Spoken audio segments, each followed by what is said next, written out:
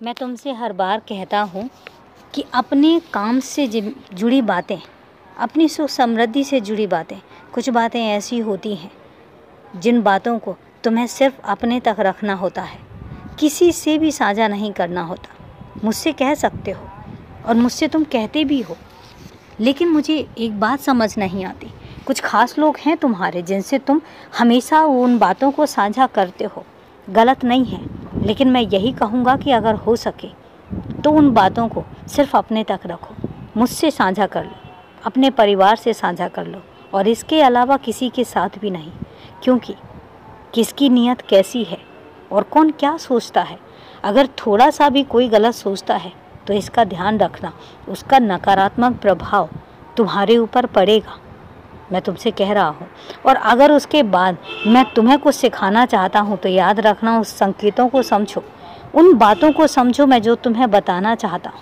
मैं बताना चाहता हूँ कि तुम अपनी बातों को सिर्फ खुद तक रखो। किसी से कहने की ज़रूरत नहीं है, किसी के साथ साझा करने की ज़रूरत नहीं है।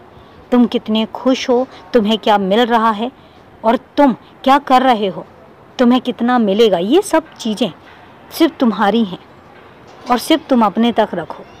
मैं एक बात कहता हूँ कि तुम्हारे अपने अंदर जो बातें चल रही हैं, मैं मानता हूँ कि तुम बहुत साफ दिल हो, और तुम इतने साफ दिल हो कि तुम्हें लगता है कि हर कोई उतना ही साफ दिल है।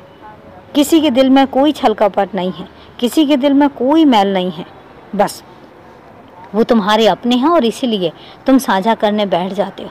लेकिन एक बात याद रखना, मनुष्य जीवन है, मनुष्य जीवन में कहीं ना कहीं थोड़ी बहुत जलन आ जाती है और इसलिए उसका प्रभाव और दुष्प्रभाव पड़ता है।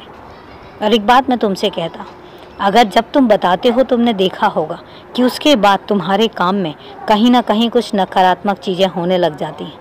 वो उस वजह से नहीं, वो मेरी वजह से। मैं तुम्हें ये दिखाना चाहता हूँ कि तुम वो मत करो। मैं हर बार तुम्हें संकेत देता हूँ, लेकिन उसके बावजूद भी तुम वही सब करते हो।